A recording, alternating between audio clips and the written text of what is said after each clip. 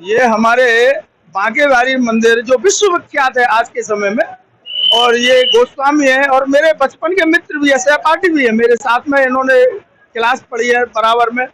और ये बहुत ही सभ्य समाज से इनका जो गोस्वामी परिवार में इनका नाम होता है, घनश्याम गोस्वामी इनका नाम है, घनश्याम जी। अभी जैसा कि ये कॉरिडोर की जो चर्चा छिड़ी है, पहले बीच में ये हल्ला मचा, बीच में फिर ये लुप्त हो गया, फिर दोबारा से ये चर्चा हो गई है, इसमें आप क्या विचार कर रहे हैं इसमें? देखिए, कॉरिडोर की व्यवस्था तो चाहिए, लेकिन इसका मूल स्वरूप वृंदावन की सब गलियों का जो मूल स्वरूप है, वृंदावन का जो मूल स्वरूप है, उस कॉरिडोर की व्यवस्था से मूलभूत रूप से नष्ट हो जाएगा। इसीलिए एक सामान्य व्यवस्था करनी चाहिए। एक सामान्य व्यवस्था दर्शनार्थियों की करनी चाहिए। एक लिमिटेशन बांधनी चाहिए कि इतने दर्शनार्थी एक दिन में दर्शन करेंगे।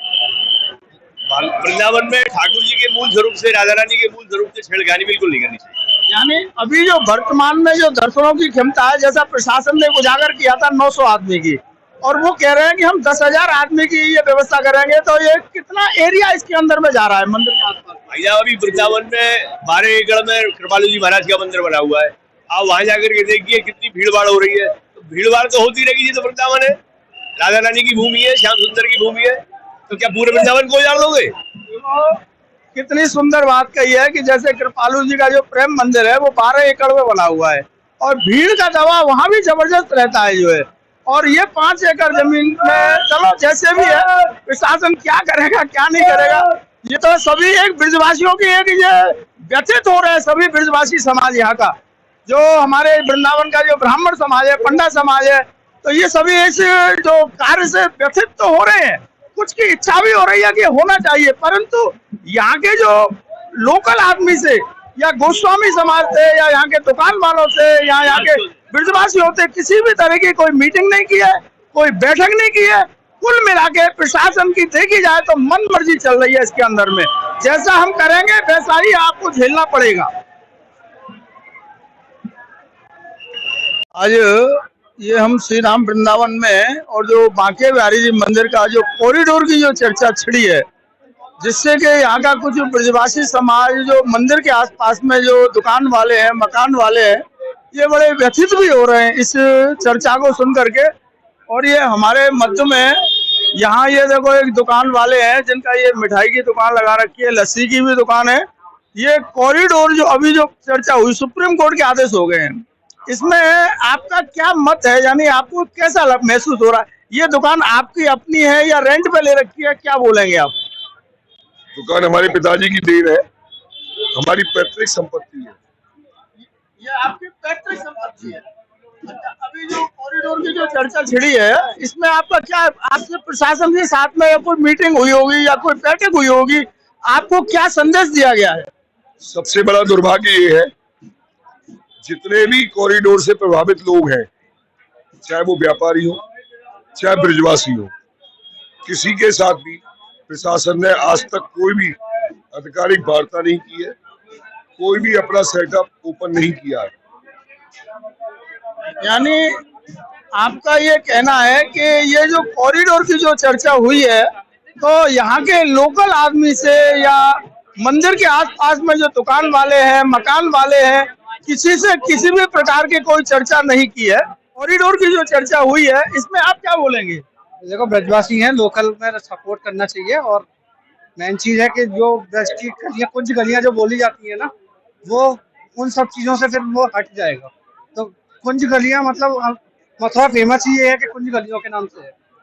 यानी आपका कहना है कि जो मेरे कन्हैया की जितनी भी लीलाएं हुई हैं, वो एक कुंज गलियों से इतिहास बनता है, और जब ये सब टूट जाएंगे, खंडित हो जाएंगी, तो ये जो कुंज गलियों का जो अस्तित्व है वो सब नष्ट हो जाएगा। अभी हम थोड़ा बांके बिहारी अंदर में और प्रवेश करेंगे, जो है राधे श्याम मिठाई वाले के नाम से, और ये फेमस है, और इनकी मिठाइयाँ भी हैं, देखो बहुत ही चर्चित मिठाइयाँ हैं इनके पास में। और ये जो कॉरिडोर की अभी जो चर्चा बिल्कुल बहुत ही तीव्रता से उठ गई है, यानी सुप्रीम कोर्ट के भी एक आदेश हो चुके हैं कि ये कॉरिडोर बनना है। आपकी ये जो दुकान है, ये कब से है आपकी दुकान? हमारी दुकान तो चौथी पीढ़ी में आ गई।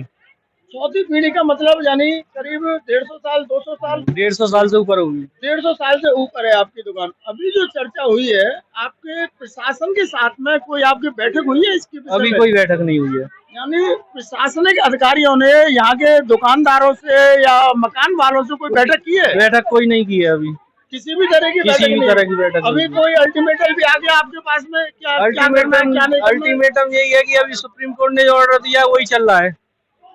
यानी कॉरिडोर बनेगा, ये वहाँ कॉरिडोर बनाने का चल रहा है। कॉरिडोर बनाने का चल रहा है। यानी कोई दुकान, जैसे प्रशासन ने ये भी कहा है प्रशासन ने ये भी कहा है कि पुरानी जो दुकानें हैं उनको दुकानें देंगे। हाँ। आगे इनका क्या शेड्यूल बनता है ये संपर्क करे, प्रशासन आके संपर्क करे, क्या शेड्यूल रहेगा, कैसे दुकानें देंगे, कैसे देंगे, किस आधार पर देंगे। यानी अभी तक इस विषय में कोई जो प्राचीन जो 150 से 200 साल से 100 साल से यहाँ पर जो दुकान वाले हैं, इनसे अभी तक किसी भी प्रकार की कोई बैठक नहीं की है। जैसा कि रास्ता पूछा जुगल घाट के लिए, रास्ता तो ये है जुगल घाट का। बहुत बहुत और आप कहाँ से पधारे साहब? मैं भोपाल मध्य प्रदेश से। भोपाल से। वृंदावन पहली बार आए या कितनी बार? नहीं, पहले भी कई बार आ चुके हैं। कैसा लग रहा है हमारा वृंदावन? स्वर्ग है। स्वर्ग नहीं है, वैकुंठ है ये। गौलोक धाम में आप खड़े हुए हैं, गौलोक धाम में। अच्छा, अभी जो कॉरिडोर की जो चर्चा छिड़ी है, आपने सब जानकारी आ गई होगी आपके पास में। जी जी। तो अभी जैसे आप दर्शन कर रहे हैं जी, तो व्यवस्था कैसी है, और कॉरिडोर बनने के बाद में फिर कैसे आपको महसूस करेंगे? अभी भी अच्छी है, और कॉरिडोर बनने के बाद में आशा करता हूँ, विश्वास करता हूँ कि बहुत शानदार होगी, क्योंकि मैं महाकाल की नगरी उस प्रदेश से मैं ताल्लुक रखता हूँ। तो महाकाल में भी महाकाल लोक बन गया है, तो उसके बाद में श्रद्धालुओं की संख्या में भी बहुत बढ़ोतरी हुई है, और सुविधा में भी बहुत आराम मिला। मैं पहले पूर्व में मध्य प्रदेश राज्य पर्यटन विकास निगम में डायरेक्टर एंड प्रोजेक्ट्स के पद पे रहा हूँ, राज्य मंत्री का दर्जा रहा। यानी इनका कहना है कि यदि यहाँ कॉरिडोर, जैसे उज्जैन से आए हैं, उज्जैन में मैं भी कई बार होके आया हूँ, और वहाँ अभी नहीं जा पाया मैं। अब मेरे को भोले बाबा बुला लेंगे तभी पहुंच जाऊंगा मैं। बुलाएंगे आप। तो बहुत अच्छा व्यवस्था है, हम आगे बता रहे हैं आप, और यहाँ भी इस तरीके का हो जाए। अच्छा, ये बताइए, जैसे कि वृंदावन का जो एक इतिहास है वो कुंज गलियों से है। जी जी। और उसमें क्या कहेंगे आप? कुंज गलियां तो खत्म हो जाएंगी। नहीं, फिर वो नहीं होनी चाहिए। वो जो उसका जो भगवान कृष्ण के जब समय से जो इस गलियों में जो रास है, इसमें जो रंग है, इसमें जो आनंद है, इसमें जो घूमने का जो एक अलग महसूस होता है, वो उसको बिल्कुल भी खत्म नहीं करना चाहिए। हमारे जो भगवान कन्हैया के समय का जो अस्तित्व है उसको नष्ट न करें। अच्छा, एक चीज और मैं पूछूंगा कि वृंदावन एक वन कहते हैं, पर वृंदावन के अंदर में पेड़ पौधे कुछ देख रहे हैं आप? बस ये बड़ा दुर्भाग्य है कि मैं कई वर्षों के बाद में लौटा हूँ, और मैं पूर्व में जब मैं निधि वन गया था तो बहुत ही थे, लेकिन अभी चारों तरफ निधि वन के आसपास में पूरा कंस्ट्रक्शन हो गया है। तो उस पर राज्य सरकार को, भारत सरकार को और धर्मस्व विभाग को पेड़ पौधे कुछ भी नहीं है, एकदम सूखा वृंदावन है। जी, यानी पत्थर वन बोल सकते हैं। जी जी जी। ये कंक्रीट जंगल हो गया है, कंक्रीट जंगल हो चुका है। जो इस पर भी प्रशासन को सोचना चाहिए। बहुत बहुत धन्यवाद।